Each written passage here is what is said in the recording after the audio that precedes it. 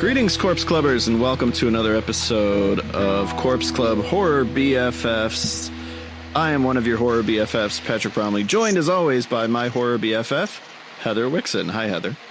Hello. It's good to be back. I think we have some fun and exciting things, and I'm just kind of sort of relieved a little bit that we're not in remake territory anymore. Finally. Hey, listen, we managed to get through. We talked for an hour almost about the Stepfather remake. I feel like we could do anything. We talked about a lot of things besides the Stepfather remake, but I'm saying our Stepfather remake show made it to the 60-minute mark. We're invincible. We are. We can pretty much we can achieve anything as Horror BFFs, and I do feel like I feel confident in saying that everything that we're going to talk about for this episode is better than the Stepfather remake. Yeah, we don't even have to play that game. That's kind of fun. No, yeah, it's already set, so we know going into this, everything you'll hear us talk about will be better than the Stepfather remake. If you have been listening to our remake retrospective series where we talked about a bunch of the remakes of the year 2009, I think it was on the Stepfather show that we kind of stumbled upon the idea of, hey, what if to wrap all that up, we did an episode just dedicated to our favorite horror movies of 2009. Instead of just talking about remakes, we could talk about some movies that we really love. So that's what this episode is going to be dedicated to, but we had a little bit of business to get out of the way before we start talking about our favorites of 2009, because a horror film came out 4th of July weekend that is worthy of some discussion, and that is Ari Aster's Midsommar. I know, Heather, you saw it prior to opening weekend. I was able to finally just see it last weekend, but and Heather has a review up at dailydead.com that everybody should read. But Heather, you had suggested that maybe we spend a couple minutes talking about the movie on this episode of Horror BFFs. Yeah, I'm really curious to hear what you thought about it, because it's interesting to me. For me, I saw it like about 2 weeks before it came out, or about a week and a half. And I haven't had this experience with a movie this year so far, so this is kind of a first, and I don't mean this in any sort of way, because I really enjoyed the movie. On a technical level, I think it's fantastic. I think it's got some great performances, but the more distance that I get from Midsommar is the less I find myself liking it. Interesting. It's weird. I want to see it again, because obviously there's a lot to sort of absorb in it. But the more time that I kind of just spend with it, like mulling around in my brain, the less I'm sort of in love with it. I mean, I wasn't necessarily in like super gaga 5 stars for it, but I really appreciated it. But it really was everything that I was expecting it to be, and I kind of wished it had pushed itself further. But I'm curious to hear what you think, because I mean, my reviews up, people know what I think. So I'm really curious to hear your sort of take on it, especially from a male's perspective.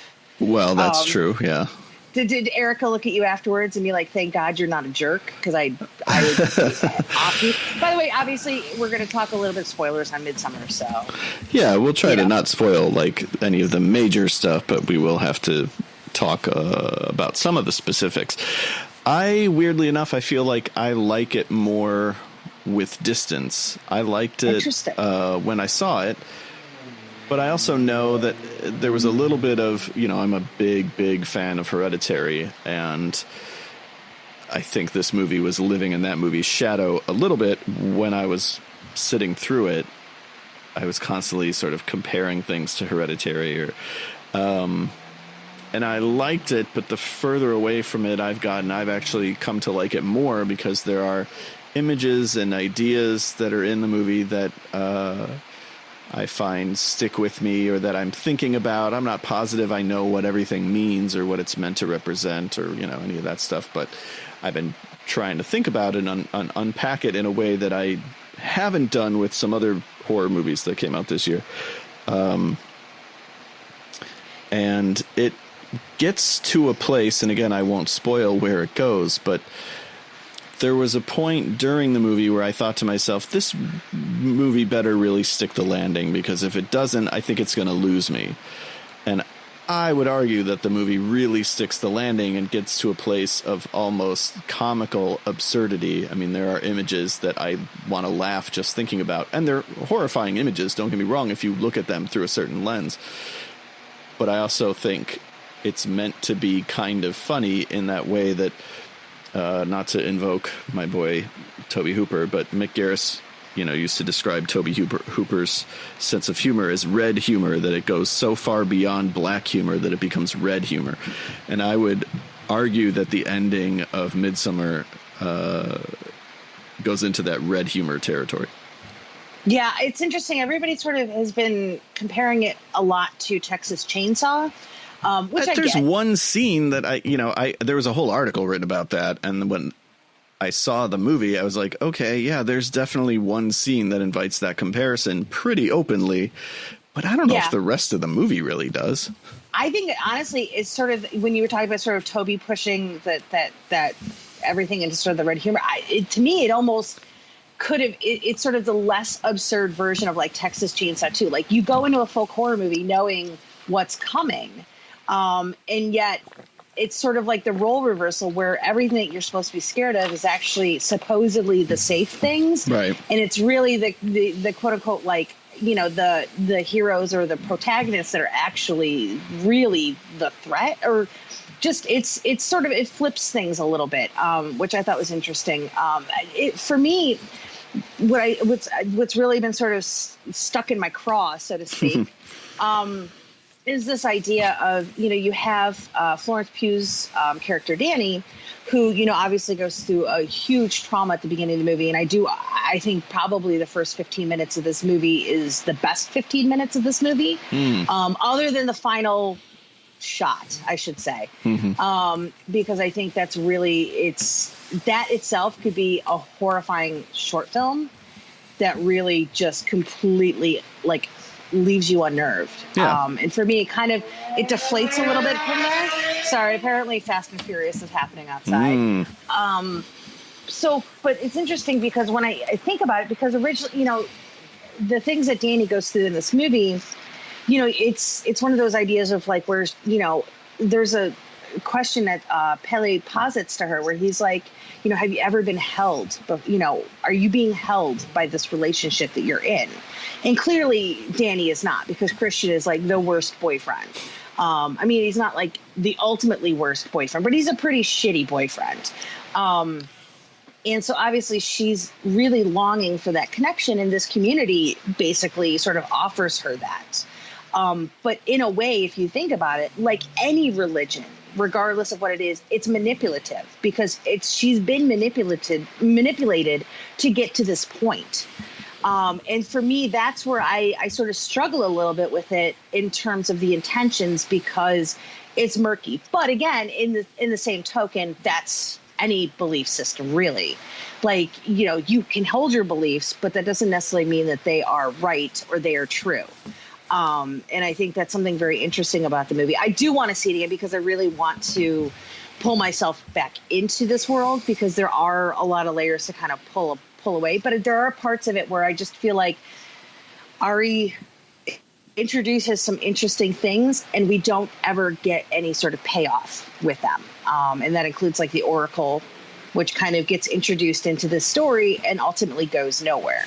And to me, I wanted that. Maybe I know there was a story that came out today that they're supposed to have another cut with an extra 30 minutes. I didn't see that. We're supposed to get. Yeah, so maybe that will actually flesh out a little bit. Maybe it's 30 minutes more of Jack Rayner's penis. I don't know. But the uncut cut. It's the uncut cut. So it's interesting. I respect when you talk about a director who comes out of the gate with two films like this, between Hereditary and Midsommar, I can't think of any other director in the last 20 years who has done back-to-back features like this, that has completely sort of woven themselves into the fabric of genre storytelling the way that he has. So it's really interesting to me how quickly he has become sort of this quote unquote thing. I would maybe argue it's him and Jordan Peele are like the only two that I can think of. Yeah.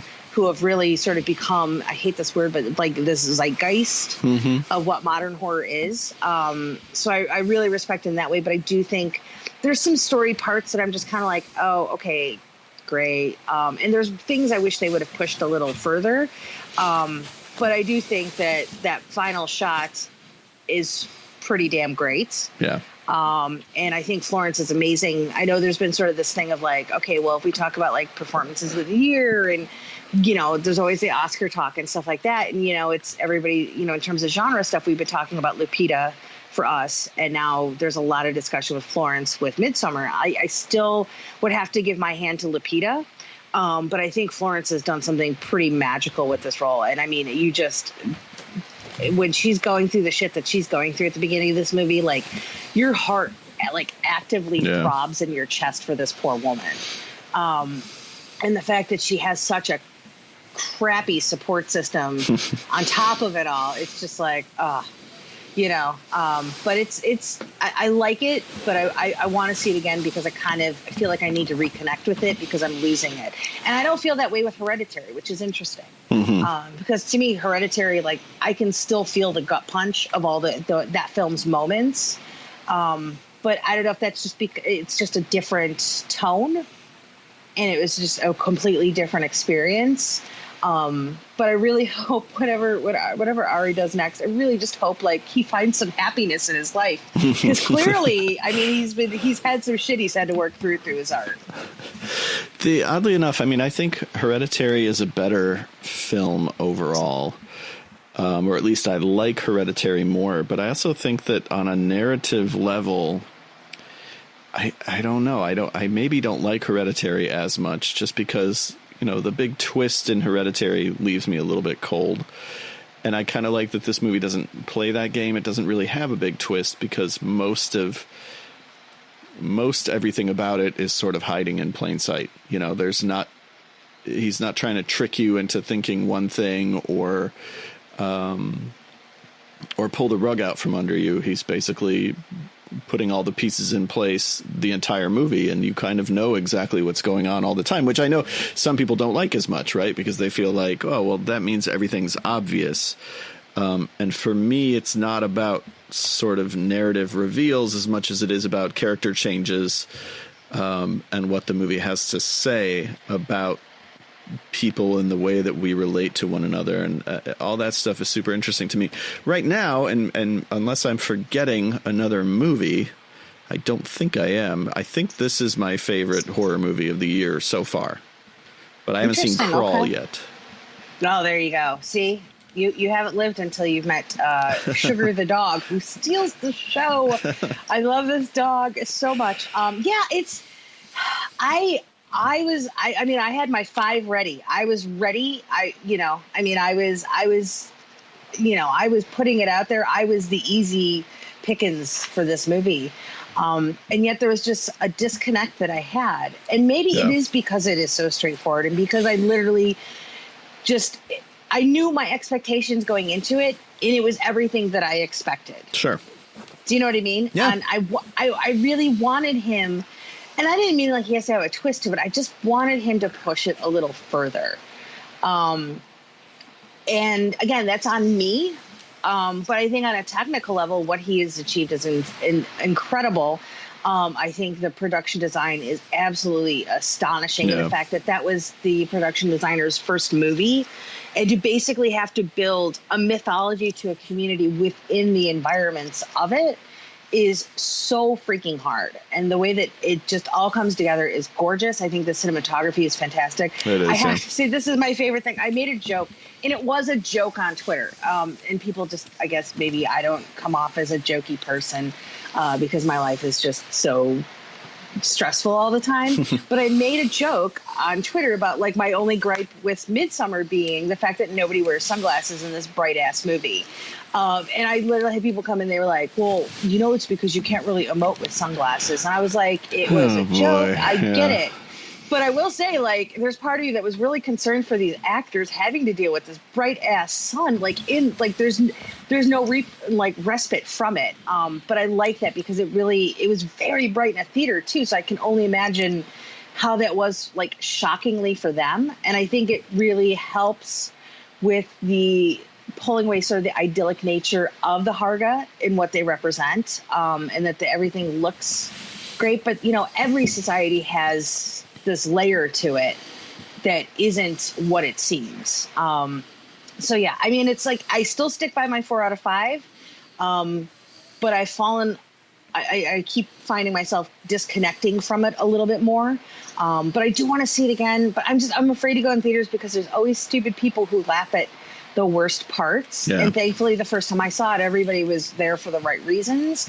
And I just know that when we get to the whole penis scene, it's like, I'm running the risk of seeing it with people who are going to laugh. And I just, like, I get it. It's a penis. Cool. It's hilarious. They are funny, but like, it's not the point of the scene.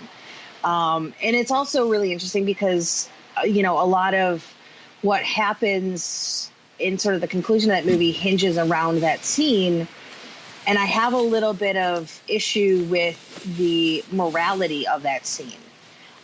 It's hard to talk about because of it's sort of spoilery, but I feel like there is some condemnations. I mean, Christian already is a shit character and he knows it, you know, and it's supposed to be, but that scene shouldn't have been the deciding factor in how terrible of a character he was for reasons. So I struggle a lot with that scene, not because of the tone, not because of what it was or whatever, but I think it doesn't play as clearly in terms of sort of the morality of what that character is and what he's done versus everything that sort of follows, if that makes sense. That makes sense. Yeah. So to the people who say you can't emote with sunglasses, by the way, tell that to Sylvester Stallone in Cobra. Okay. Damn right. I'm trying to think of other good movies where people emote. I mean, Anthony Michael Hall wore them in Breakfast Club, and it really starts and ends with Cobra. Cool. Okay, you're right. I don't have any scissors though to cut my pizza. So I'll send you some pizza scissors. You can. Wonderful. We have a pair. You can get them when you come.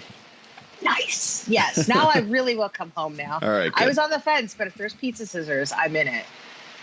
So, but yeah, I mean, the reality is like, regardless of whatever Ari does in the future, I know he says he kind of wants to move away from horror.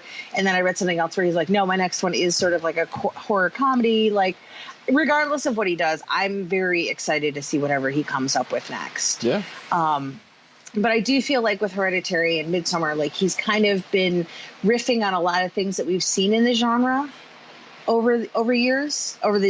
And I'd like to see him really come at us with something that we aren't expecting. Sure. You know, but I mean, again, that's just me. So, and I'm a jerk. You're not a jerk at all. I get it. Yeah, either way, you know, it's a movie that we're kind of lucky to have, you know, even if it's not something that totally works for, I don't mean you specifically, I just mean you, the listener. There's so much to appreciate about it, and he's working at such a level that, you know, that's kind of how I felt about Us, where it was like, not everything about that movie worked for me, but it's a movie I feel like I'm lucky to have because Jordan Peele is just working at such a level in a studio horror movie that we're very lucky to be here for it, you know?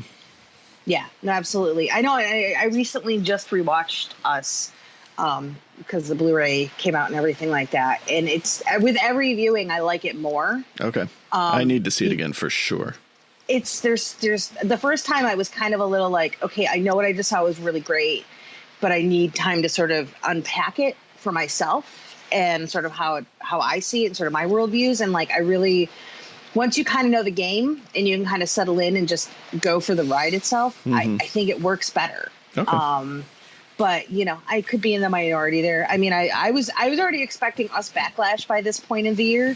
And the fact that we haven't had that yet, I'm kind of surprised because, of course, you know, everybody was really in love with Mandy. And then by the end of the year, there was the Mandy backlash that started. Right. And I was like, so, you know, it's just proof that online you just can't enjoy anything because eventually everyone's going to start to eat each other and tear things down. So I'm really happy regardless that, you know, there's valid criticisms with Midsommar, but nobody is just sort of tearing people down over it yet. Yeah. But give it a few months. We'll see how it goes. Once we get to the end of the year, when people start doing their lists, that's when the people will jump out and say, oh, it doesn't belong on that list. It's actually not good, you know, and the same for Us, you know, whatever. You just have to Ignore those people. But speaking of lists of favorites, look at that segue. Whoa. We are going to... you get paid the big bucks. Yeah. We're going to talk about our favorite horror movies of 2009. We each picked 5. And Heather, because you're my horror BFF, you should go ahead and start with your number 5 pick. I will say that none of the remakes that we talked about made my list. One of them made my honorable mentions, but I have sequels on my list, but no remakes. I basically avoided the remakes because I figured we talked about them sort of ad nauseum at this point, so I was kind of working around the remakes. Well, you're smarter than me. Well, I just figured, I was like, well, we just talked about those for a few months. So I was like, maybe it just makes sense at this point. So that's why The Stepfather is not on your list, is what you're saying? Yes. I mean, my list was going to be The Stepfather 5 times, but I figured, I better mix it up a little bit. Okay. So for anybody who's listening, who's never heard my feelings on the Underworld franchise. So somebody who's literally never heard an episode of this show.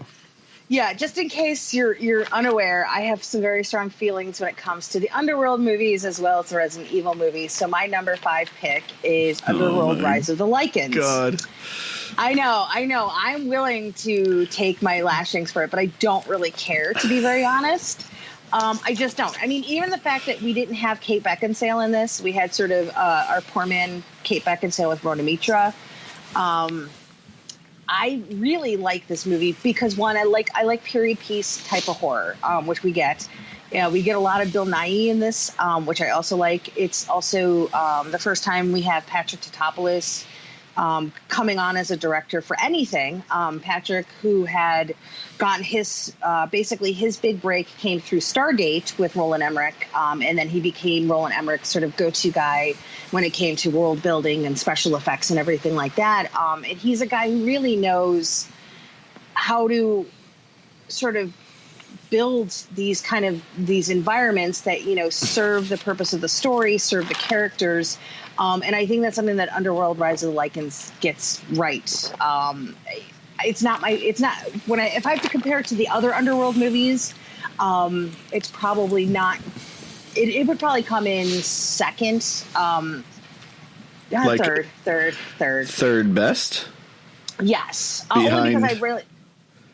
because I really love the first one. And the second one's pretty darn good. Actually, no, I probably would put it ahead of the second one. So it goes 1, 3, 2. Yeah, and then 4, 5.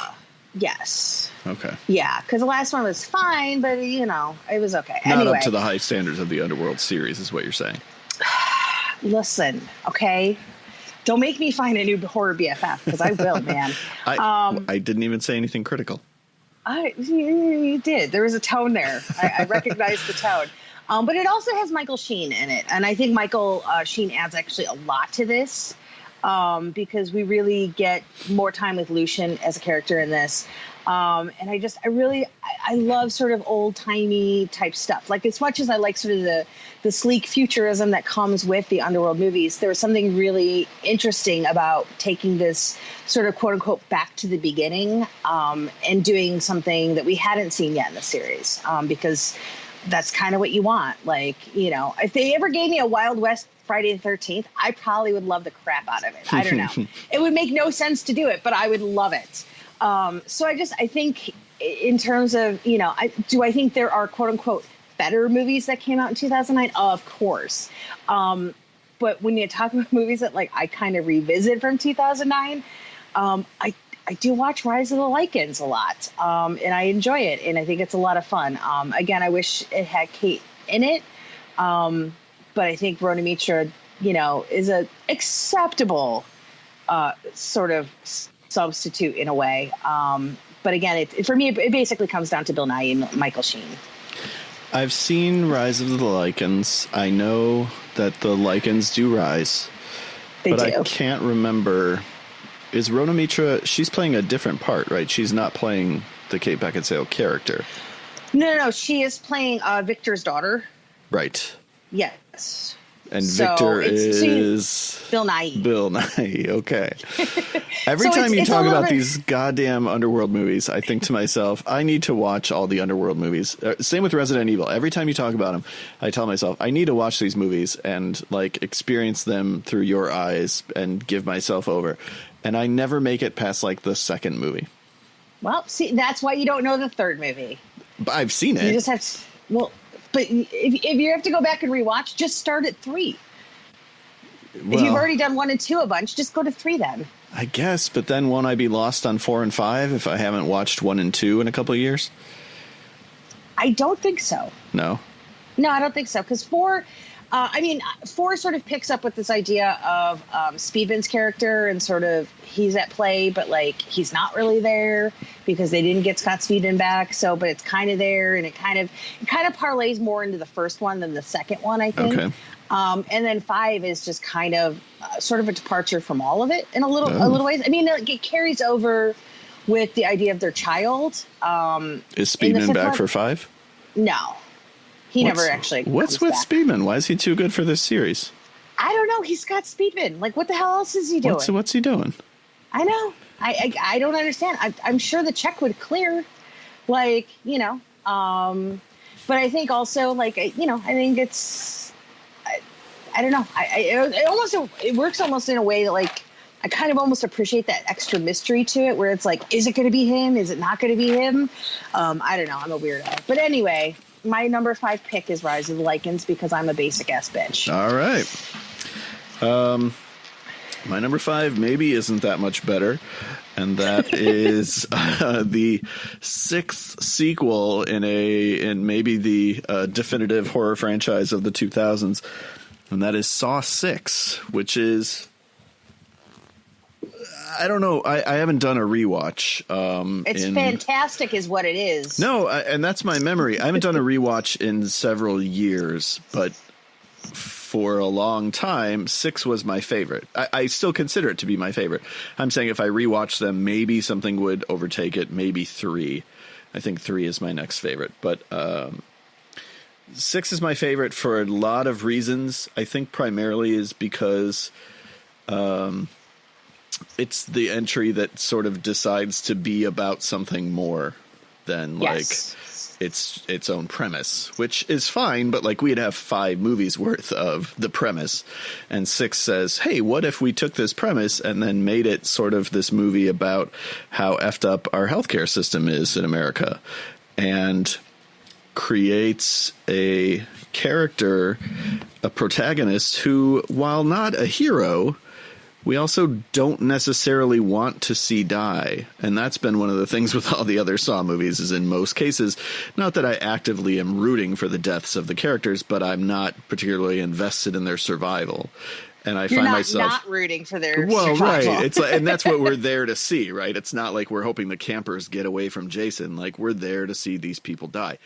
And in 6, you kind of, each time he gets through a trap or makes it to the next one, you're kind of rooting for his success, even though he's kind of a prick, right? And the movie is sort of about his redemption, because he does try to help the people who are stuck in this situation with him. In a few instances, he's in traps with people he knows, and he genuinely is trying to help them. He's not just he's not pushing them aside so he can survive, which is what I think a worse horror movie would do. I just think it's really, and this was the first, no, is this the second Kevin Greutert one, or is this the first? The first. He was supposed to direct. Who did 5? No, I think he did 5, didn't he? I don't remember who did 5. I don't feel like he did. I think he did 6 and 7, but I don't remember who did 5. Hold on a second. I'm looking very, very quickly. We're bad horror BFFs right now. We everyone. are. So he did 6 and 7. Yeah. Because I think it was contractually he had to come back to do 7. Yeah, because then he couldn't do do Paranormal Activity, right? Exactly. Yeah. But I do know that this is the first time we had Patrick Melton and Marcus Dunstan in the mix of the Saw franchise, which is why I think this was the first one, really? I'm pretty sure it was. Because 2009 was a good year for them, because it was also the year The Collector. I forgot about The Collector. Yeah, Collector is awesome. A Collection is better, but I like... Oh, interesting. David No, Hackle. I thought they were on since 4. They were on since 4. You are correct. David Hackle did Saw 5. Okay. Oh, that's what it is. The production designer. Okay. He puts the hack in Hackle. Sorry, I don't love Saw 5. It's okay. I don't think I'm a Saw apologist, and I don't like Saw 5. I am too, right? And I don't really love Saw 5, so. Yeah. But yeah, I like 6 because it really feels like something big. I think it's one of Tobin's best performances ever in his career. Yeah. There's something about seeing him sort of going through this very human struggle, sort of against this backdrop of what the, is that Mark Rolston, who's the adjuster guy? That sounds right. The insurance guy. Sort of against sort of his struggle with everything, with him going through the different rooms and eventually coming face to face with his family. But we also kind of get a sense of the stuff that John has kind of gone through over the years as well, which really humanizes him. And I'm kind of surprised it took that many years for us to really, truly get a sense of who, Jigsaw was as a person. Like, we get glimpses of it in the second one, obviously, because he's in the room and he's trying to talk to Wahlberg, about the things that he's trying to do. But I really think 6 is the first one where we get that humanity to him. And I wish 7 had kept that. But 7 just kind of felt like it was back to just sort of being about the traps. Which is fine. 7 has such a great premise, the whole idea of like a survivors group. And the fact that they blew it just breaks my heart. It was so primed it could have been like the perfect capper. Yeah. And it just, boy, it goes nowhere. But I will say Chester Bennington's death scene in that movie is really freaking gnarly. My God. 6 was also the first Saw movie I saw theatrically since 2. Because I didn't love Saw 2. I didn't even love Saw 1 at the time. That was a franchise that I eventually came back around on. I saw the first 2, wasn't crazy about them, stopped going to see them, and then caught up with them all like on DVD and was like, oh, wait, turns out I actually like the Saw movies. So by the time 6 came out, I was primed to go back to the theater to see it and was rewarded with what I think is the best of the Saw movies. Yeah, I'm this is probably heresy, but I actually really did not like the original Saw when I went to it. I even stopped my Halloween party 3 hours in so we could all go and see Saw. Like, we left and went to the theater to see this, and I spent the entire ride home. I'm so embarrassed to admit this. I hope James Wan isn't listening, because Lord knows he has nothing better to do than listen to Horror BFFs. He loves Horror BFFs, yeah. But I'm sorry, Mr. Wan, but we spent the whole car ride home basically making fun of the movie, making fun of Carrie Elways. And I was just, although I thought Lee was a delight, I don't know, I just, there's something about his character of Adam just still makes me laugh. Because we actually just rewatched 1 and 2 a couple weeks ago, and I was like, oh, okay. I like the original Saw now more, but I think Saw 2 makes Saw 1 better, because the issues that I had with the first Saw 2 kind of comes in and smooths out those rough edges a little bit for me. And I think that's why it works more, because I was like, there's just certain ways of that plan where I'm just like, this just feels not completely thought through, but the concept is great. I like the contained, sort of elements to it. But there's other aspects of it that just felt really silly. And then I saw 2 and I loved it. And I was like, okay, cool. And then kind of, I like 3 a lot. 4 is okay. And then 5, I was like, oh, holy hell, what have we done? Yeah. Why are the 5s in franchises kind of always the weak link? What is it about the 5s? Not Dreamchild, baby. Not a new beginning. Oh, I think you've just proved your point. No offense. I mean, no. I like Dreamchild now better as an adult than I did as a kid. Me too. But compared to 4 and 3, Dreamchild compared to Warriors and Dream Master, I'm like, it's a lot different. I might take a Dreamchild over 4. Get out of here. Shut the front door. I might. 4 is too much of a part 3 redux. And 5 is at least trying to do something different.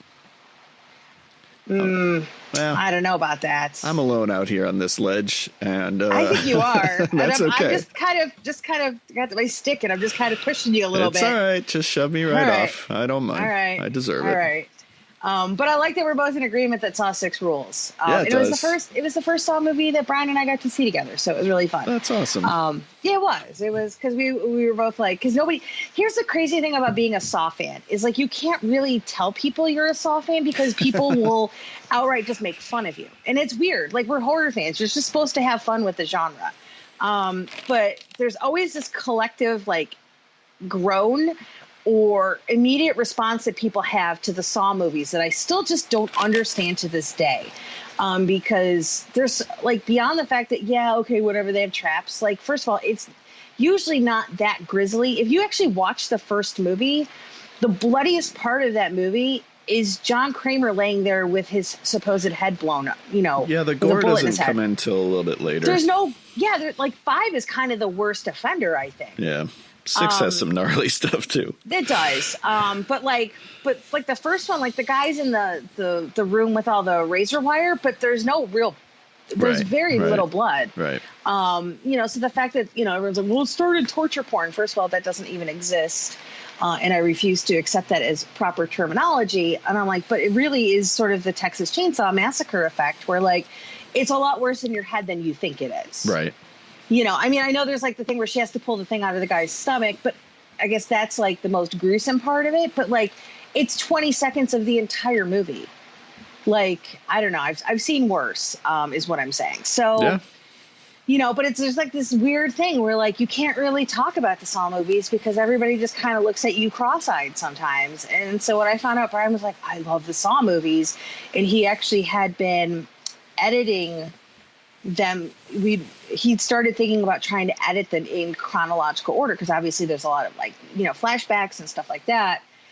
We actually, once 6 came out, like we really started to like frame out like how we would do that and what the first shot would be and everything. And then of course Saw 3D came by, and then we were like, oh God, now we have to figure this movie into the equation. But it was just nice to have somebody to appreciate the Saw movies with. So. Yeah, and if you think it's bad that I put a Saw movie on my list, don't worry. It's going to get worse. Oh, it's going to get worse. I'm so excited. What's your number 4? All right. So my number 4 is I am going to go with Paranormal Activity. Very nice. So, okay, and here's the thing. Like, if you know anything about me, I'm not super duper into paranormal, supernatural type stories. It's just not like, oh my God, cool, another ghost movie. They don't really do much for me. But there was something because the great thing about paranormal is like it sort of started to become a thing right as I moved out to LA, where everybody was talking about it because it showed at Screamfest the year before. I had missed it, and I was like, okay, like, what is this movie? And there was like all this like fervor about it. And it had been a long time since I'd experienced the fervor, as I like to call it. Things that were like around like Blair Witch or the first Saw, like after that played Sundance. So I was like, kind of caught up in like, well, what is this movie? What is it about? And then I remember that October, because I still have the T-shirt, they asked me to host a screening of it, like out in Orange County. And I hadn't even seen the movie yet, so I didn't even know what I was getting myself into.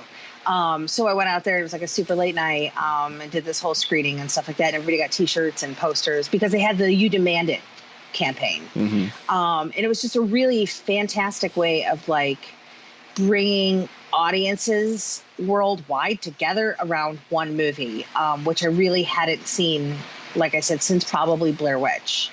I think Blair Witch was probably like that first one, and I think it's always going to be the best representation of what sort of viral marketing can do for a movie. But there was just this heat on Paranormal Activity before it even came out.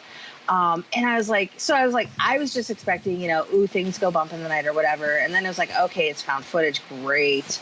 And yet there was something that really hooked me about that movie.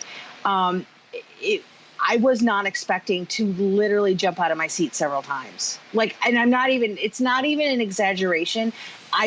At 2 different points in that movie, I literally was ass out of my seat. because I just didn't see those moments coming.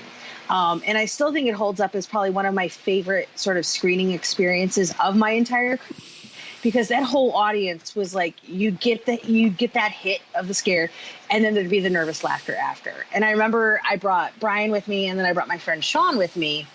And like Sean had to like step out of the theater, and he directs horror movies because he's like, it's not even that it's scary, but it literally just keeps like fraying my nerves. He's like, I just need like a second, because he just was like, he couldn't let himself relax, because he was just like, oh my God, I don't know what's going to happen. And there's something special about that.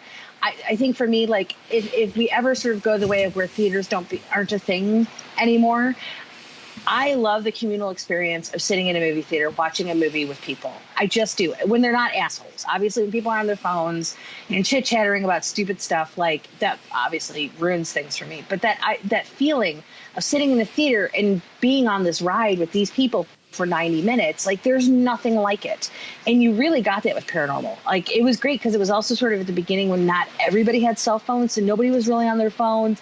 Everybody's super focused, and it just became this thing. Like it became this sort of common event for everybody, you know, who loves horror movies.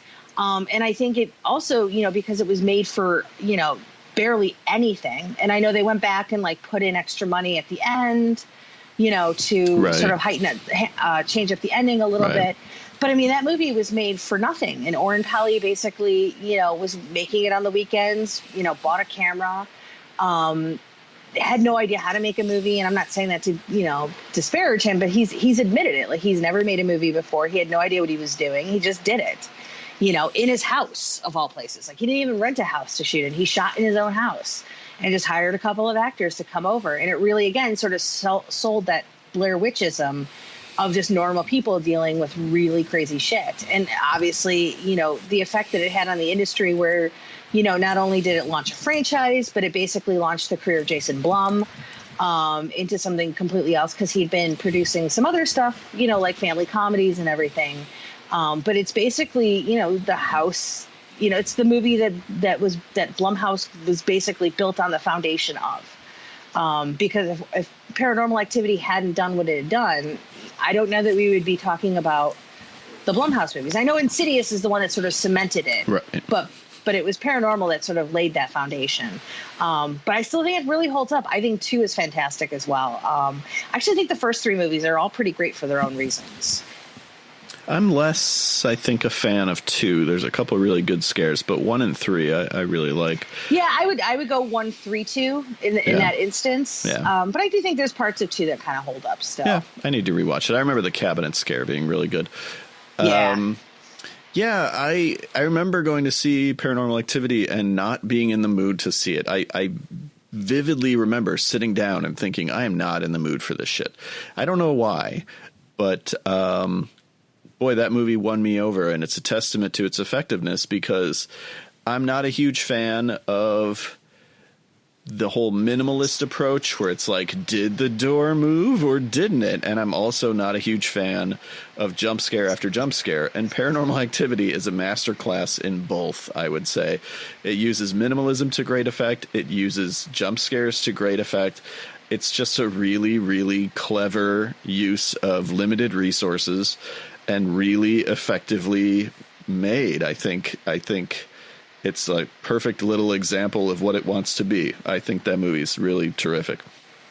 Yeah, it's, you know, and of course, I mean, we have Paranormal to thank for all of the boom of found footage movies that followed in its footsteps. Yay, I don't know if thank is the right word. But, you know, I mean, I think for me, it became sort of this inspirational story where you didn't need studios' permission anymore to make a movie. Yeah. You could just really go out there and make a movie for nothing. And I think that changed a lot of people, whether they realized it or not. Because if you think about 2009, you know, there was some pretty solid stuff coming in on the indie front, but really 2010 and 11 is when you really started to see a lot of these directors start to come into their own, because they just were like, you know, I'm not going to wait for permission to make these movies anymore. Like, let's just go out there and do it. And I think, again, Insidious is one of those prime examples, because I mean, James probably could have waited, James and Lee probably could have waited to like put it out with a studio and, play it for like a minimal amount of money. But like, Jason Blum's like, here, just do what you need to do. Let's go make this movie. And, I think it's has a really great importance to the industry, but I think it's still a hell of a lot of fun. Especially in October. I don't know. It's just something about the month of October when you watch those movies where it really does feel sort of like Halloween. Like, I love classic horror movies that we've grown up on for 30 or 40 years. But when it comes to like the modern movies, like Paranormal gets a lot of play, Sinister, like those are the movies where I'm like, okay, I want to kind of get freaked out a little bit. All right. My next pick, my number 4, is a Canadian science fiction horror movie called Splice, written and directed by Vincenzo Natali. Arguably more science fiction than horror, but definitely has enough horror in it that I think it belongs on this list. And, oh, hell yeah. Adrian Brody and Sarah Polley are scientists who create a life form that they name Dren. It is this sort of bald, big-eyed monster with a tail. And I love this movie's weirdness. I remember going to see it in a theater, and I don't know that there were walkouts, but there were like couples fighting in the lobby afterwards. Like, why did you take me to see this messed up movie? Because if nothing else, I like a movie that's willing to commit, that says, yeah, we're going to go to places you didn't think we were going to go. And Splice is one of the best examples of that in the last 10 years, I would say, where Splice eventually is willing to go is a place that you don't usually see in movies. And I respect the hell out of that because it earns that moment. It's insane. It's unlike anything else you've seen, and it's incredibly effective. The actress, and she's a French actress, I believe, who plays Dren, I think does an amazing job and doesn't get enough credit for what she does with physicality because it's essentially a silent role. And she's, wearing prosthetics, but also modified by CG. And I think that's really effective. I just think it's a really well done little movie that is one of those kind of underrated movies that I'm trying to champion as much as possible. When I know that someone hasn't seen it, I really try to talk them into seeing it, and then they won't usually talk to me after that. That usually effectively ends our friendship, but that's okay. That's it. Hey, if you're not down with Splice, you don't need you don't need them around anyway. That's right. No, I really do like Splice. I think Vincenzo has like such an interesting background because you can always tell when a director is also a visual artist, and where they really thrive on the visual side of storytelling. And he's a guy who came from doing storyboards and stuff like that. And I knew I wanted to see it just because of Cube. Like, I was like, if this is the guy behind Cube, I'm in. Whatever it is, it's fine. And it's really interesting because I just did an interview with Howard Berger, who came in. He basically had to redesign the Dren character and had 2 weeks to do it over Christmas because it was the project was in such a disarray because they couldn't figure out what to do with the creature. They'd spent 2 months just working on the texture of her skin as opposed to like figuring out everything that he needed for it. That it was in such disarray where he's like, guys, we have to completely start this over. Give me 2 weeks and let's give this a shot.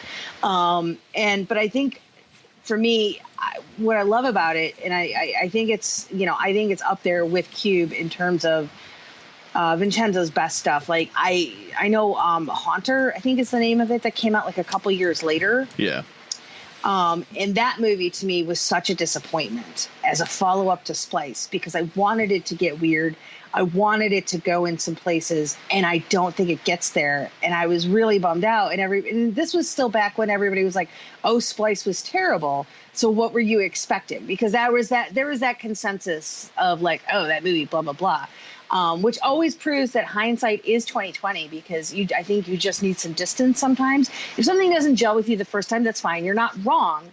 But I do think in some cases it really helps to give things a distance and then go back. And, because, sometimes you're not in the right mind frame to go watch a movie, or maybe it's just not the type of movie you're looking to watch or whatever it is. I've certainly come around on movies that I've hated over the years. And Splice is one of those movies. Every once in a while, I'll see somebody on Twitter being like, "Hey, why did nobody talk about Splice like all those years ago?" And I'd be like, "Well, some of us were, but nobody was listening." Yeah, right. And it's messy. It's got issues. It's weird. It's kind of icky at times. But I think it's great. Like I want boundaries pushed like that. And I think he does a really fantastic job. And I kind of wish we would have sort of had more of that from him, in the future. But we just really haven't. Yeah. What's next for you? Okay, so next for me, I'm gonna try to stay away from your list. Okay. But we have one. I think that's the same. Yeah. All right. We might have two. Okay. I can't remember. So my next one I would have to go with is Orphan. Ooh, yes. Talk about a movie that commits to a bit. Yes. And also, when you talk about sort of ickiness. Oh, yeah. The Orphan and Splice would make an amazing double feature. I think I might even have put that in my review of Splice, because I think Splice came out after Orphan. Okay. Because I think Orphan was like the summer and Splice might have been like the fall, if I'm remembering correctly. It's all a blur at this point. But yeah, talk about some really good icky horror. It is fantastic, and I love because we're old. So there's like some people who I follow on Twitter who are in like the early 20s who didn't see Orphan when it came out because they were a little young for it, who are discovering it now. And they're like, holy crap, this movie came out in theaters and was like a studio project. Yeah. And it's like, oh, hell yeah, it was. And it's the first movie I remember really taking notice of Vera Farmiga. My other sort of claim to fame for this is like, so it was my first junket I ever had to do TV interviews for. And I was super nervous because I was like, oh my God, I have to be on TV and I have to talk to celebrities, whatever. And so Peter Sarsgaard is there. And I don't know if you remember when he was on SNL, but they had the Peter Sarsgaards. I do remember that. And so like, I am the doofus who starts out my interview making a Sarsgaard joke, and he spent like 70 seconds of the 4 minutes I had laughing over that. Nice. So I mean, it went fine. It was a good tension breaker. But when I finished, he was like, "You're the only person today who has even mentioned that," and I was like, "All right, well, my work here is done." But Isabel Fuhrman, who, obviously would go on to do the Hunger Games movies and stuff like that, who's really turned into a great young actress. Talk about really sort of early career defining roles. Like, she is so freaking good in this movie. Like, I believe her in every second. Of course, it's one of those, like, I know a lot of people have seen it, but I don't know that a lot of younger people have seen it. So I don't want to really ruin anything. But she is so, like, convincingly evil in this movie. I love it. And I love, like, good sort of evil kid movies. And it really, there's a lot of boxes that this movie ticks off for me. Like, it's like, okay, you've got this, you've got screwed up family dynamics. You've got evil children plotting against their family. You've got the outsider isms. Yes. Familial strife, yes, all of it. Give it to me. I was so on board with this movie, and I think it's when you look at the stuff that Wami Colette Serra has done since then. I mean, he's had a pretty interesting career, and I think it's kind of hard to do that when you've sort of worked a lot within the confines of the studio system. But he's, I like The Shallows a lot. I actually really like The Commuter a lot. And I think that, for me, I'm always kind of bummed out that people sort of slept on that, because it was sort of that third Liam Neeson movie that he did. And it's like, here we go. But I think The Commuter is freaking awesome. And you get evil Vera Farmiga in it, which is, who doesn't want that? The Fast and Furious are back. Excellent. This is the great thing about living in LA. But yeah, when you talk about sort of genre follow-ups, when you think of House of Wax and then going to Orphan, like, that's freaking cool as hell. So that's a I'm good a big one fan too. of Orphan. Yeah. I mean, there was some soccer movie in between there, but like that doesn't count. So I think it's Orphan is fantastic. And if you've never seen it for some reason, do yourself a favor and get on it. It's such a fun movie to recommend because that and Splice, they're so fun to recommend because someone's about to have their mind blown, and that's an exciting prospect because movies are so rarely able to do that. I didn't see Orphan theatrically. I didn't see it till Blu-ray, and by the time I saw it, it had already been ruined for me, but it's a good enough movie that didn't matter. Yeah. It's one of those, like, I think there's certain movies where, like, honestly, like, if I haven't seen it yet, if I'm curious enough about sort of reveals or twists or whatever, I'll poke around online. There's some things I just don't want to know. But if there's something that's sort of eating away at me where I'm like, okay, what is this? And I'll look around. But I think even if you know the game that Orphan is playing going into it, it doesn't deter anything that, happens before that, because there is some pretty gnarly stuff. But it's all great. I just think it's such a great showpiece for Wami, but I also think it's such a fantastic sort of really great piece to anchor who Isabel is as an actress. And I think, honestly, in a few years, like, she's going to have that breakout moment where she's going to be in something that people are going to be like, wow, where's this girl been? And we can all be like, we were all talking about this since Orphan, bitch. Like, where have you been? So, but yeah, I love it. I really do. I love sort of dark stuff like that. Yeah. My number 3, I think, might be higher up your list. All right. If it is, say so, and then we'll just hold off on talking about it. But my number 3 is Drag Me to Hell. I decided to put Drag Me to Hell to the side so you could talk about it. So, because I still have 2 more that I could throw in there, so it's all good. Okay. I just, this probably could have been my number 1 in terms of being the most entertaining and the most fun horror movie of 2009. After years away from directing horror, he really hadn't done a horror movie since Army of Darkness, and even Army of Darkness is sort of borderline really horror, yeah. Right? Exactly. So he really hadn't made a horror movie since Evil Dead 2, and boy, Sam Raimi did not lose a step. It was really fun to see him take all those years of working in the studio system and all that experience he had built up making Spider-Man movies and Kevin Costner baseball movies and all the stuff he had made, and just completely let loose. And again, it's one of those moments where you get a director who just shows you that, like, here's how it's done, kids, and just makes essentially Evil Dead 3, in terms of its tone, in terms of its pacing, in terms of the number of gags. Alison Lohman goes through she's basically Ash in this movie with the amount of punishment that she takes. She's the new Bruce Campbell. Yeah. And no cat is safe. And no, it's just it's an insanely entertaining, well done movie that I remember at the time when it was announced as PG-13, I thought, well, that's no good, because I was used to the Sam Raimi who was dumping geysers of blood on Bruce Campbell and thinking, like, oh no, why are we going safe? But there's nothing about it that needs to be more than a PG-13. It works really well at PG-13. God, it's so much fun. It is. I wish the digital stuff had sort of aged a little better. That makes sense. Because it's, you're really in it. And then especially that final shot, and you're like, oh. I will never like the final shot. I'm actually not a fan of the movie's ending. I know it's sort of in the EC Comics tradition, but I'm not a fan of the ending. I don't mind it, but it also ultimately makes us feel like we never should have cared about her as a character to begin with. Exactly. And I mean, who doesn't love an Alison Lohman? Like, that's just mean. Right. I love Justin Long in this movie, but I've been a huge Justin Long fan for a long time. We call ourselves the Long Timers. Nice. Is our collective. We're the Long Timers, like the Beehive. I think Lorna Raver is absolutely horrifying in this movie. Yeah. Like, just.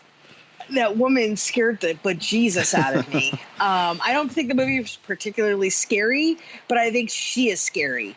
And especially the scene in the car, like, holy hell. It's one of those movies where I'm so glad that Sam didn't forget about his quote unquote roots, because it was really great to see him back sort of playing in this realm again. But proving, because there's always this idea of like directors go off, they get their start in horror because it's easy, it's cheap, and that's how you make money and make a name for yourself. And then you go do your big prestige movies or whatever the hell you're going to do. But you're never supposed to go back to horror. And I think we always feel like when a director kind of does this thing and then goes off, like that's that. And I think it was great to have Sam come back and prove that you could quote unquote come back to horror and you weren't slumming it. Which is why, like, you know, now that James has done Aquaman, like, you know, I know he's producing horror still, but I really hope like he just comes back and directs again, because I feel like I want him to show, like, you know, to sort of this decade of, you know, of film fans, like, yeah, you can do that and it's not like a step backwards. Right. Like, because that's what I used to feel in the 80s and 90s. Like, you weren't supposed to go back and do horror. And if you had, that meant you quote unquote failed by industry standards. So I think it was nice to sort of have Sam really kind of go crazy, especially for a studio movie. And it's interesting because like 2009 is filled with so many different memories for me, because it was like my first real year here in LA. And I just remember that was like one of the nights where I really met people for the first time here. And it's just, I still remember sitting in that theater and just being like completely enthralled. And then the next day I had to like fake a doctor's appointment so I could go work the junket because I had a regular job. And then I'm like literally sitting in a room with Sam Raimi and I was like, holy shit, like what is happening right now? So it's a movie, again, if it didn't, I would have done it differently at the end, but I get it, but I don't agree with it. But I think up until that point, that movie is 100% right on. And then it loses me a little bit, but not enough to derail anything about what I've seen prior to it. Yeah. All right. What is your number 2, your second favorite horror movie of 2009? Okay. So I decided it was really hard because I was like, I'm glad we're doing some honorable mentions because I think there's other movies that I really want to talk about. But my second number 2, who does number 2 work for? And it's funny because I just rewatched this like a couple months ago on TV, and I was like, God, this movie is really freaking good. And I went with Zombieland. Oh yeah, that's a fun one. Because I remember absolutely loving it when I saw it. And I was kind of like, okay, this is pre-Walking Dead, because of course we can't talk about zombies without mentioning Walking Dead. It's literally a law now, where you can't reference any sort of zombie entertainment without saying Walking Dead. But this was pre-Walking Dead. So zombies had sort of run their gamut a bit. And I was kind of like, all right, whatever. And I actually went with a friend to go to a press screening, and I was like, well, let's see what happens, because somebody else was covering it. And holy Jeebus, did I love this movie. I just, the energy to it, the performances are fantastic. Like, I completely fell head over heels for Emma Stone. The stakes feel real. They feel grounded in real emotions, but there's still some really brilliant moments of comedy in it. It's one of my favorite Woody Harrelson performances. I think there's something so interesting about the way that he plays Tallahassee in this movie, where he's the gruff, smart aleck, takes no shit kind of guy, but there's much more to him, but it's not played in a way that's manipulative for the audiences. And I think there's a lot with Jesse Eisenberg's character where we're that guy. Like, I would be the bumbling idiot who's like, okay, how do you deal with a zombie apocalypse? Oh my God, I'm accidentally going to kill Bill Murray now, because I'm that much of a jerk. You know what I mean? Like, there's so many really fun, fantastic elements to it. And I think it was also fun to kind of see Abigail Breslin take her first steps towards more adult driven roles, because obviously she was a fantastic, child actor. So getting to see her sort of transition into this world, and kind of get to do it with Emma Stone. Like, it's infectiously fun. They were playing it on AMC when I was at South by Southwest, and I just had it on AMC on a bunch while I was there working. And I watched it, I think, 3 times over the course of the week. And it's just it's so much fun. It really is. And I love everything that's the setup in the finale when they're at the theme park, and the fact that, these are characters that the world has gone to hell, the world is shit, but yet they still have hope, and they still want those things, those very little basic things that bring us happiness. And I think there's something to be said for that. Yeah, it's a good one. It's a good horror comedy, and those are kind of rare. Yes, and I'm easy pickings when it comes to horror comedies. Sure. Yeah, I haven't revisited it in a number of years, but I remember being very entertained by it, and I'm certainly intrigued about the sequel. Is that coming out this year? I think so. It's weird, right? Yeah. It's one of those where, at first it was supposed to be an Amazon series or something. Well, there was, I think, an Amazon pilot, series. Right? Yeah, I thought there was an Amazon series. Well, they shot a pilot, but that was it. And then I think that was it. Well, the movie originally was supposed. The movie itself was originally supposed to be a series, and then it got turned into a movie. And you can totally tell by watching it that the movie plays almost like the pilot to a TV series. Yeah. And then they were going to turn the movie into a TV series, and I guess only shot the pilot. And now we're getting a sequel 10 years later that I think comes out this October. Yeah, I believe so. I think because I know that's why they're re-releasing the movie on 4K this fall. Sort of get everybody amped for the sequel. I think it's one of those movies where people are gonna be like, "Oh yeah, that movie," and then they're gonna kind of sort of fall in love with it again. Because I certainly did. Because I don't think I had watched it maybe in 5 or 6 years. Because I caught it once on Comedy Central years ago. Once it kind of started making the cable rounds. And I think I watched it once there, and I have it too, which is crazy. And then just happened to sort of come up on it on AMC, in March, only because they were done running The Godfather Part 2 for the 43rd time, which I'm okay with because I watched it all 43 times in my hotel. But I was like, oh, I could use a little levity right now. And I was like, holy shit, I forgot how great this movie is. It's just, the script is fantastic. Performances are good. Zombies look great. Really fun, sort of cameo moments. It works really well. And so for anybody who hasn't seen it and kind of written it off because, zombies, or those who haven't watched it since it came out, I'm really excited to see that wave of discovery that's going to happen this fall, because it will. My number 2 almost could have been my number 1, but I couldn't quite put it there. It is a movie of which I have long been an unapologetic fan.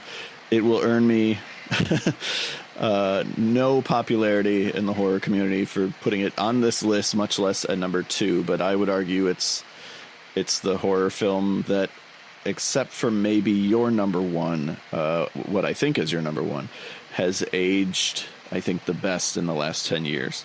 And that is Rob Zombie's Halloween 2. I've talked about it a bunch on this show. We did a whole episode on Rob Zombie in the early days of Corpse Club, so we don't have to say that much about it. I just think it's almost his best movie. Devil's Rejects, I think, still wins out, but Halloween 2 is just such an interest. It's so much more unique than his Halloween remake. It's so much more an expression of his vision, and I think most importantly, it's such an interesting character drama. It works as a horror film because it's incredibly brutal at times, and still functions as a slasher movie. Has an amazing cast. Brea Grant is in there. Richard Brake is in there. And plus everybody returning from the first movie. Danielle Harris is great. Brad Dourif, I think, gives the performance of the movie, especially in the unrated director's cut. Scott Taylor Compton, she's a little bit more... She's a little extra in this one. She's a little shrill in this one because she's directed to be that way. It's not necessarily, something that she just does on her own. Her character is in major crisis. And so I just think it's such an interesting look at sort of the PTSD of surviving an encounter with a slasher. And I think the David Gordon Green Halloween movie from last year covered a lot of the same territory in an interesting way. I'm not suggesting that it's derivative or bad because it covered a lot of the same territory, but it was, and we mentioned this at the time, it was kind of funny to see people really applauding that movie for doing something that, you know, Rob Zombie had done 9 years prior in his Halloween sequel. I know this is not a movie that a lot of people like, although I've seen way more love for it in recent years. And it's nice to see that people are finally coming around on it. I think it's a really, really strong horror film. I think what you're basically saying is that Rob Zombie's Halloween 2 is better than Halloween 2018. I think that's what you're saying. I think that's essentially the message here. In all seriousness, so one of my biggest pet peeves when it comes to the horror genre, and there's other, you know, every genre of movie does this, but specifically in horror, is you will get sort of names attached to movies, and then directors don't use these names to their fullest potential. And I'm not faulting somebody like Brad Dourif for taking on, you know, roles in a lot of sort of very low budget horror movies. You know, everybody has to do what they got to do, and God bless them, do what you do, because you're freaking Brad Dourif. But it was so fantastic to see a director take somebody with the amount of talent that Brad Dourif has and push him the way that he gets pushed in this movie. Because I don't remember, you know, and Brad Dourif is a guy who has given so many memorable performances throughout his career, but I don't remember another movie in the 2000s where we saw Brad Dourif as great as he is in this movie. Yeah. I really do. I think he is a freaking, like, I want to say powerhouse because it's so cliche, but it is. It really, you know, Sheriff Brackett in that world could have disappeared. It could have been a non-entity. And the fact that Rob doesn't let him do that and really uses, you know, Brad Dourif, not the name actor, but Brad Dourif, the talent, is just, it's inspired. And it's just like, why don't more directors do that? If you're going to hire people because putting their name on a box is going to sell your movie, then write really good material for them. Like, seriously, because I have seen so many talented people, you know, in these movies where I know they're having fun and I know they're there for the right reasons, but I know what they could do if they had stronger material. You know what I'm saying? Yeah. And I think, you know, this is one of those moments where it's like, frick yeah, you know, Rob Zombie knew he was going to be able to give Brad Dourif some major shit to do in this movie and really lets him do it. And I do think that I like Scout's performance better now than I did when I first saw it. Mm-hmm. This is one of those movies where I kind of really came around on it over the years. I liked it better than the remake when I saw it, but I didn't like it much more than the remake. And it's one of these movies that I think seeing the director's cut and then kind of spending more time with it really has allowed me to appreciate things more. I still sob every single time when Laurie finds, when Laurie finds Annie, and then they cut to the home videos of a tiny Danielle Harris. Like, I audibly sob and ugly cry. It's rough, man. It's horrible. Yeah. And it's so effective. And it's one of those, and I think Rob was smart because I think one of the things that really makes you come around on the characters in Devil's Rejects is when he uses those old videos. And he does it again in Lords of Salem, but goddamn it works. Because there is something about when you're seeing a movie be nostalgic for its own characters that really it makes it more relatable to you as an audience member. Mm-hmm. And I think that's, you know, and I think the way that he does it in Halloween 2, it's like, it rips your guts out. And I think just that the rawness of that and the way that Scout, like, just completely unhinges in that moment, and seeing just like poor, you know, Danielle laying there just, and it's not even like, you know, we watch horror movies for cool kills, but there's just nothing about seeing her body just completely hacked that makes you feel good about that moment. And that's the point. And I think, you know, I'm very much with you where I'm really glad to see people sort of coming around to it. I think I've actually talked Brian into watching it soon. Nice. I don't want to, you know, curse anything here, but I think it's going to happen this October, and I'm really excited because he's kind of been like, Yeah. I was like, let's just do it because we've got, you know, 3 from Hell coming out. Let's just do some Rob Zombie stuff. And he's like, all right, I think I'm going to watch Halloween 2. So I'm very excited. That's awesome. But also, you know, Octavia Spencer is in that opening sequence. That is true. And that's pretty badass. So. Don't make her drink alone. You got Richard Reilly in that opening sequence. You got Caroline Williams, and you have Octavia Spencer. Yeah. And also you get Margot Kidder in the movie as well. Yes, you do. And again, it's one of those things where, people have sort of treated her not so great over the years. Mm-hmm. And the fact that Rob is a director who brings people in for the right reasons and really gives them a chance to do something. Maybe that's just why I'm such an easy mark for his stuff, because I think he just really gets it. And he's just ultimately still like us. Like, he still is a fan, and he still wants to do these cool things that he thinks fans would enjoy. So I don't know, but I'm glad you put on your list. I knew you were gonna. So I was like, oh, we're gonna do some Halloween too tonight. That's okay. All right, the big reveal. Your number one. It's not one that we really have to spend a lot of time talking about, because we did a whole episode about it a few years ago for Women in Horror Month. But my number one was Jennifer's Body by Karyn Kusama, because it freaking rules. And again, it's one of these movies. This is why I used to get really bummed out when movies would come out and everybody starts crapping all over them, because there's part of me that almost, as a fan, sort of takes it personally sometimes, where I'm just like, can't you guys understand? Like, it's my job to make people to understand what movies are. It's not that I'm an idiot for even thinking that, but there is something that's very exciting and fun for me to when fans about a few years later start to realize how they kind of just misjudged something. And I think Jennifer's Body was probably one of the most egregiously misjudged movies of 2009. Like, the vitriol that I saw come out about this movie, like, how dare you let Megan Fox come in there and play to every preconceived notion we have about her already. Like, how dare you do this thing with high school students, like, basically getting eviscerated and having a succubus and having any sort of sexuality without any, other kind of consequences. Like, how dare you do the things that Karyn Kusama was doing in this? And God forbid you had Diablo Cody doing the script, because, oh my God, now we all hate Juno. And I was like, I didn't give a shit going into that movie. I was in it. I remember being completely just loving every single moment, especially because I was Adam Brody from, the OC.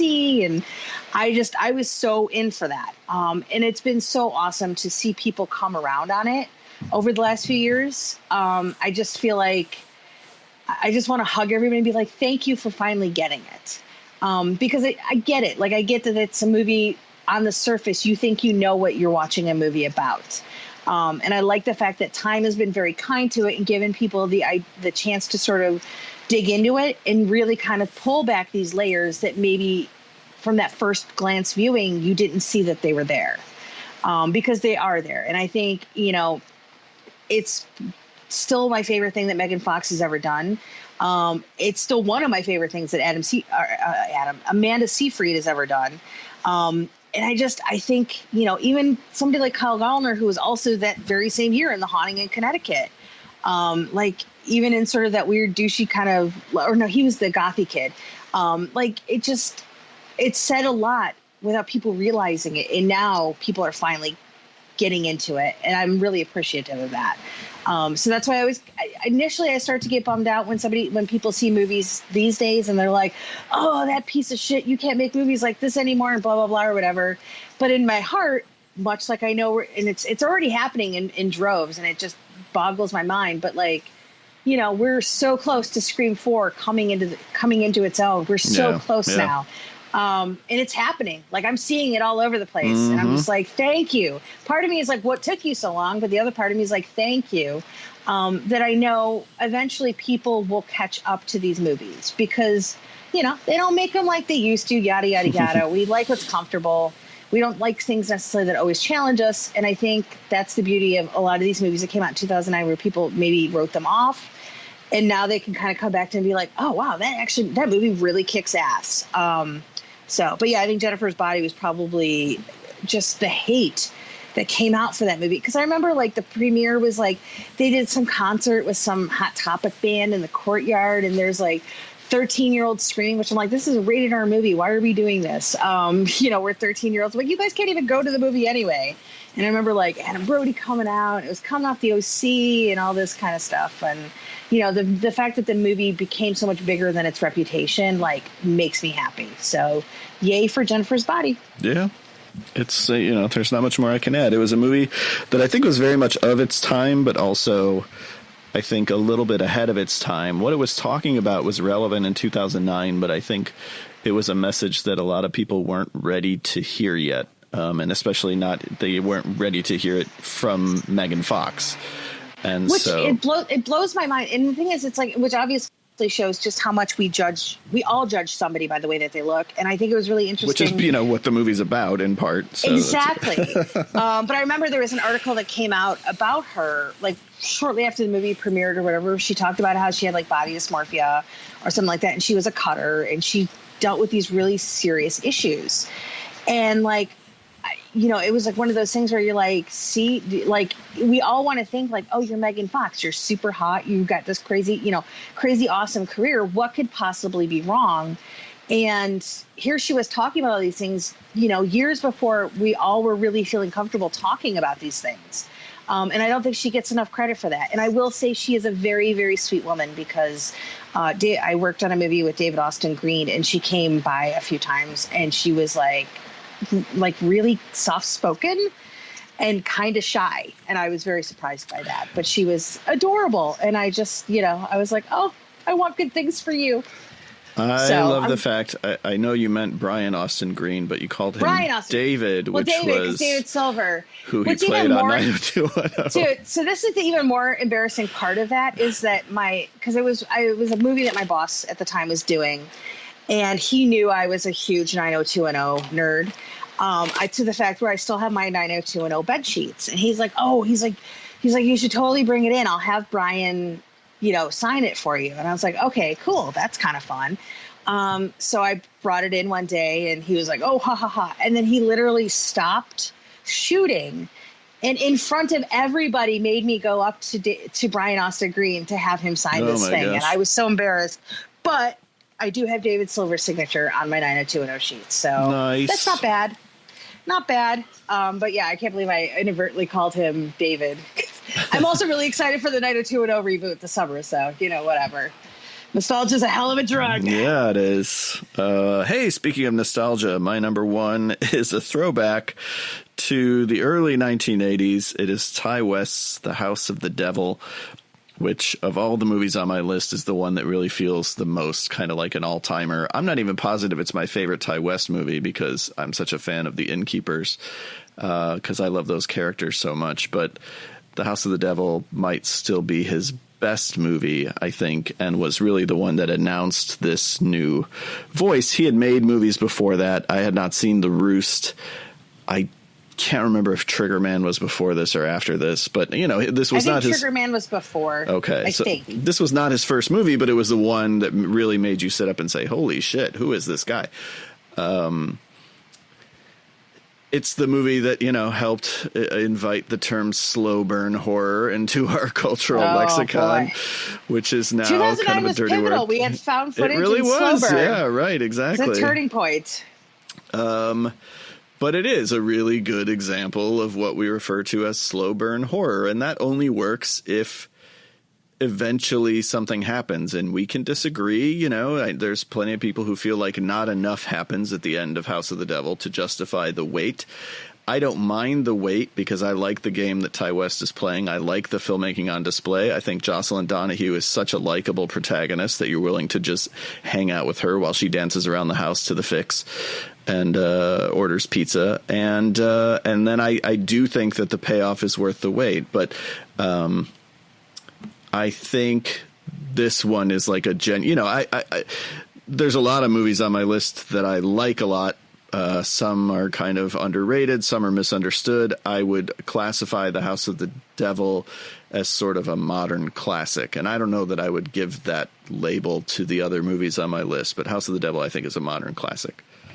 Yeah, I totally agree. It was a movie where I think the first time I was like, I like this, but I don't know how I'm feeling about it. And then I watched it a second time and I was like, yes, there it is. It clicked much more for me. I actually think it's better than The Innkeepers. kind of, I I like think the it's a Innkeepers better movie than The Innkeepers. I just like The Innkeepers more. Okay, gotcha. Yeah. Yeah, I have such mixed feelings over the Innkeepers. Like, I love those characters. I love that setting. I just don't know that it all perfectly came together for me. Yeah. But I think House of the Devil just evokes this, you know, as we just said, like that nostalgia, like you're in this world so completely. And it again becomes this beautiful showpiece of just who Ty West could be as a director.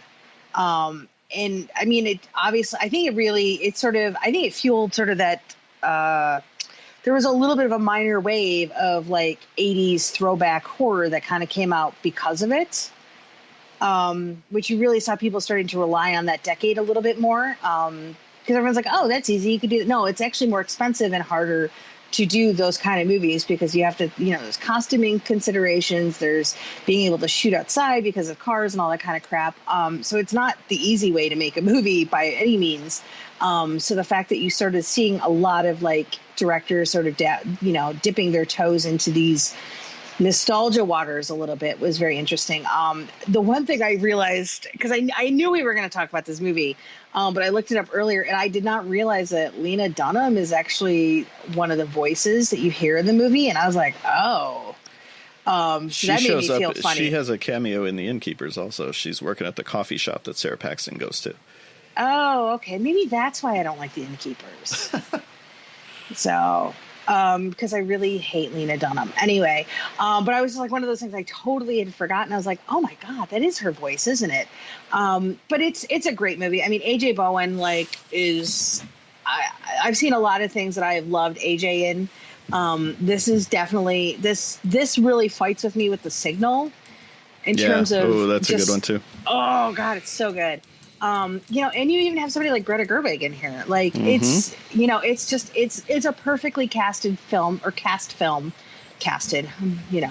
I speak good English. And I mean, you have, Tom Noonan again. You talk about like great character actors getting to sort of come into their own in this year, it's him and Brad Dourif, really leave a huge impression on the genre in this year in particular. And of course, Mary Warnock, because she's freaking awesome. So yeah, I'm a big fan of House of the Devil. For me, I would actually put The Sacrament ahead of The Innkeepers, but probably. Oof. I like this. Really?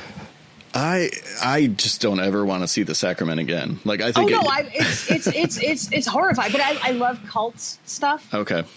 I'm because just coming from the weird religious crap that I've dealt with in my life, I'm very much interested in this idea of people who blindly give themselves over to that feeling. Sure. So plus it made me fall in love with The Knife, which I like that band a lot. So that's a good one. I don't know, but I like that movie a lot. What are your runners up or honorable mentions? All right.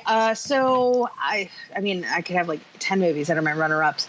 But I would like to, of course, I want to mention Ben Rock's Alien Raiders. Oh, okay. Have you ever seen that? I have, yeah. Yes, it is hella fun. And I still have my finger that Anchor Bay sent me in a cup from that movie after all these years. That was their promo item for Alien Raiders. I miss Anchor Bay, and I miss Anchor Bay sending promo items because it was just the best feeling. And they didn't get enough credit for that.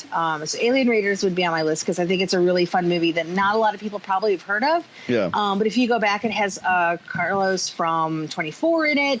It's very much, an alien-driven movie that sort of becomes slightly body horror-ish, but it has some really good humor to it too. But Ben Rock is a fantastic director, and so that was really fun to see him kind of take on that story. Another movie I would put in there would be Splinter. Oh, yeah. Oh, my God, Toby Wilkins? Am I thinking that off the top of my head? That sounds right. Okay, so Toby Wilkins, yes. That was a movie that I really sort of took me by surprise because I didn't know anything about it kind of going into it. I just knew it was sort of a creature feature, ended up being kind of this contained sort of piece. And I fell in love with it. Like it's one of those sort of rough and tumble, make this movie for not a ton of money, but really just kind of putting a lot of ambition on screen. And I ended up really, really enjoying it. And again, I think it's one of those movies that doesn't get talked about a lot. So I thought I would mention it. And then I think my other sort of honorable mention would be Thirst from Park Chan-wook. Oh yeah. Wow. I forgot that one. Yeah, it's that was actually my first Park Chan-wook movie because I hadn't seen Old Boy yet. And I was completely enamored with his sort of depiction of vampires and sort of this struggle and everything. It just, again, I think it's a movie that not a lot of people probably have seen, because when you talk about his work, I think most people just basically gravitate towards Old Boy or the Sympathy for Mr. Vengeance, those movies. So I think Thirst ends up being a little overlooked at times, but it's fantastic. I mean, it's Park Chan-wook doing vampires. What the hell else do you need, really? Yeah. But it's good, and it sold me on him as a director and made me pretty much excited for anything that he would put his name on since. So. My runners-up, I mean, some of the ones that you mentioned already, Paranormal Activity, Orphan, one of our 2009 remakes, My Bloody Valentine 3D almost made my list, Wakewood, and... I forgot it. Was Wakewood 2009? I thought that was 2010. It was on the list of 2009 that I looked at. It could be wrong. Okay, because I hosted. That's the one with the family in England. Yes, Ireland. Because I hosted Ireland. That's what it was. Because I actually, it says 2009, but I swear I hosted a screening for that. And I was you know what? Never mind. Take it off my list. I don't think it actually opened here till 2011. It's a 2009 movie, but it didn't even open till 2011. So the list I looked at I swear that was like bullshit. Because I remember it was post me having shingles. That's all I remember. All right. Well, that's how I keep score too. And The Hills Run Red is also on my list. Oh yes. That's a fun one as well. That one. Yeah, I would also probably put The Collector on there, but I actually think the collection is. Yeah, I think The Collection is better than The Collector, so I'm just waiting till we can talk about The Collection. All right. I guess. Well, yeah, I know. Maybe that's our next episode. I was like, do I put Crank High Voltage on there because we have Frankenstein or Godzilla elements at the end? Part of me wanted to put Dead Snow because that was the first movie I ever saw at Sundance when I made my inaugural trip out there, and I also got quoted on the poster, which was really surreal. And I think it's a movie that made me sort of fall in love with Tommy Wirkola and ended up absolutely adoring Hansel and Gretel. And I don't know why he doesn't work more, because I think he's got a pretty interesting style in terms of the gruesome and the laughs that can come from the genre. Yeah. I even think I was even thinking about that movie Triangle. Triangle's good. Yeah. Yeah, it was surprisingly better than I was expecting, I guess is the best way to put it, with Melissa George, right. Who I just hated because of Alias. But yeah, I was sort of surprised going back to 2009. I was like, oh man, I don't know how we're going to come up with 5 movies each and not just have the same 5 movies. And then I was like, well, I know he's going to do this, so I'll do this. Right. So I kind of shifted, because there was actually a pretty solid year. So everybody's like, oh, these years are so bad for horror. They're probably not. And we get a lot of quantity over quality these days. But when you really boil it down, there is some really good quality stuff being made every year.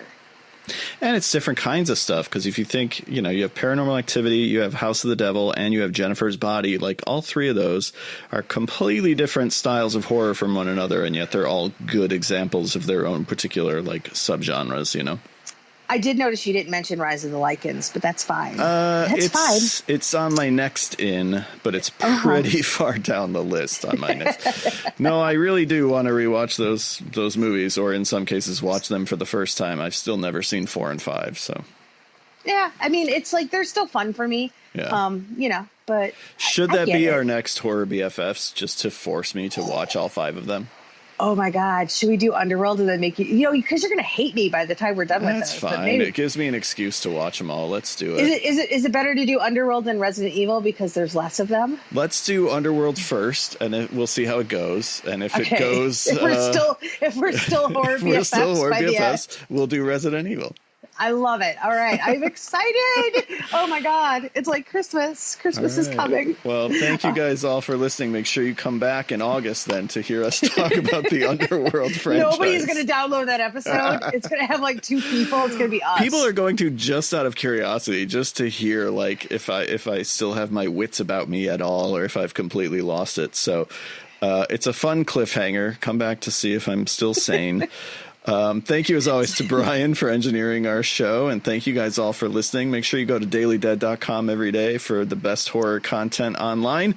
Go to corpseclub.com, find out more about how you can join Corpse Club or listen to past episodes, and follow Daily Dead on Twitter at Daily Dead News and Corpse Club at Corpse Club. Thank you, Heather, as always. It's really fun to do shows with my horror BFF. Same here. I look forward to it. So yay, Underworld's coming. I'm so excited. Woohoo. Until next time, everyone, stay scary.